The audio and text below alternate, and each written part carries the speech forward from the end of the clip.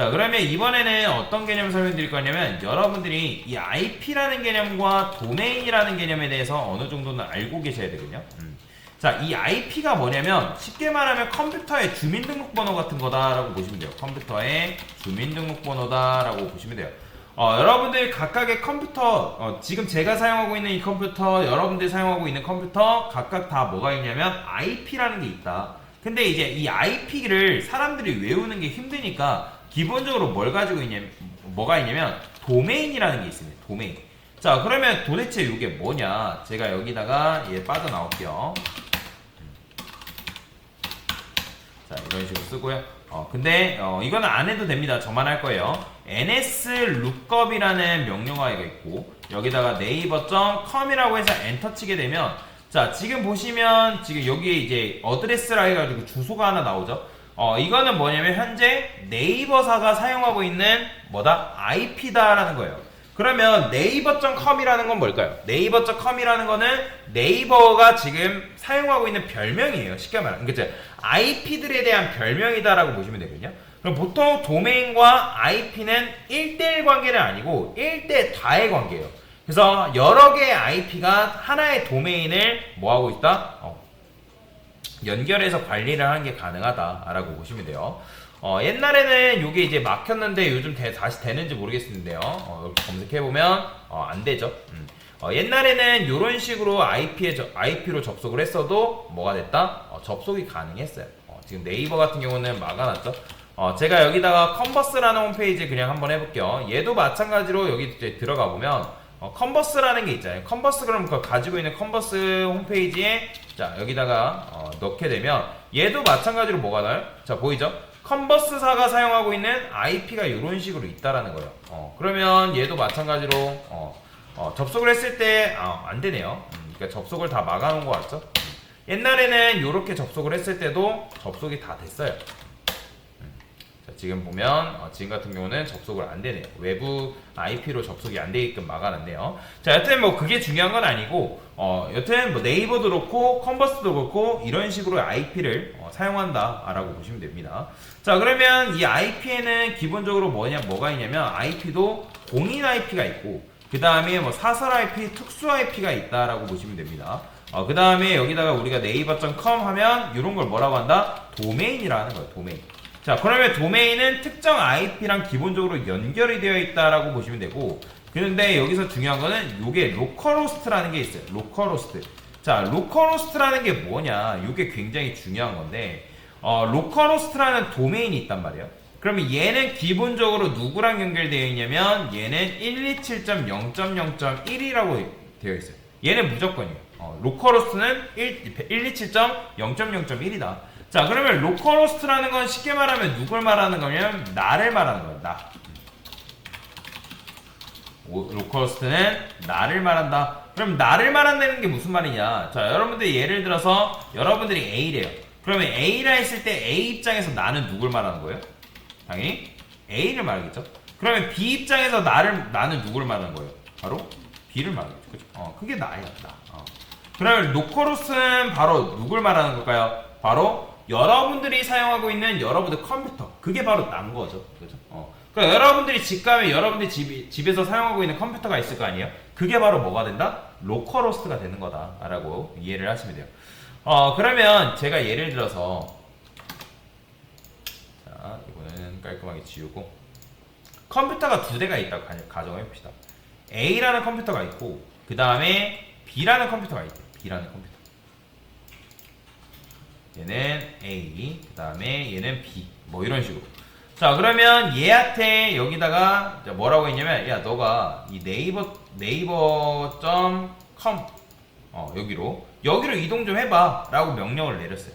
그러면 당연히 어디로 가겠어요? 네이버 IP 여기로 이동 되겠죠. 자, 그 다음에 B라는 컴퓨터에서 네이버 치면 당연히 B도 마찬가지로 어디로 가겠어요? 네이버로 이동하겠죠. 그죠? 근데 이 A라는 입장에서 만약에 로컬호스트라고 여러분들이 해가지고 검색을 해가지고 엔터를 쳤어요. 그러면 어디로 갈까요? 로컬호스트는 아까도 말씀드렸는데 뭐라고요? 누구를 말하는 거다? 그죠? 나를 말하는 거다라고 말씀드렸잖아요. 그죠? 그러면 얘는 이제 뭐다? 127.0.0.1이란 말이에요. 0.0.1 그죠? 자 그러면 나라는 의미이기 때문에 얘가 예를 들어서 네이버로 가면 여기로 가고 B도 마찬가지로 네이버로 가면 이렇게. 근데 A 입장에서 로컬 호스트로 좀 가져라고 하면 얘가 어떻게 가냐면 돌고 나한테 옵니다. 이렇게 이런 식으로. 근데 약간 조금 개념이 이상하죠? 자기가 자기한테 요청을 보내는 거예요.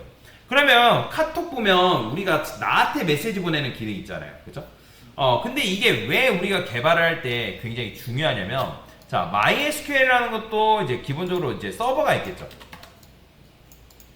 그죠? 그러면, 자, 이런 식으로 되어 있다 해봅시다. 자, 얘가 MySQL. 자, MySQL이 있고, 그 다음에 이제 MySQL 클라이언트가 있다 해봅시다. 클라이언트. 자, 우리가 클라이언트를 이용해가지고 뭐 할 수 있다 했죠? 클라이언트를 이용해서 서버에 접속하는 게 가능하다 했죠? 그죠? 클라이언트. 이런 식으로 되어 있어요. 자, 그러면 원래는 클라이언트와 서버가 서로 다른 컴퓨터에 있도록 설계가 되어 있습니다. 사실 그게 정상이에요.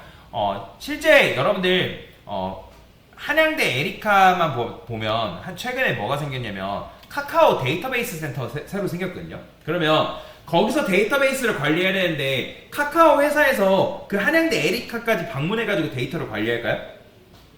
아니에요. 걔네들은 다 뭐 하냐면 원격으로 관리를 합니다. 원격. 그러면 걔네들은 어떤 걸 이용해가지고 그 데이터베이스에 접속을 할까? 바로 이 클라이언트를 통해서 접속을 하게끔 되어 있는 거예요.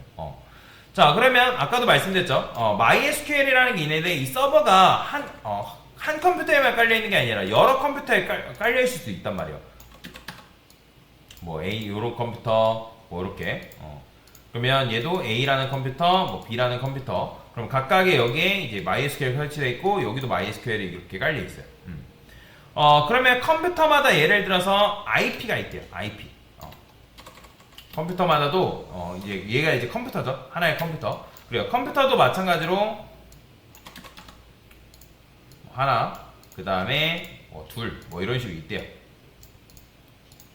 자, A 컴퓨터가 있고 그 다음 B 컴퓨터가 있어요.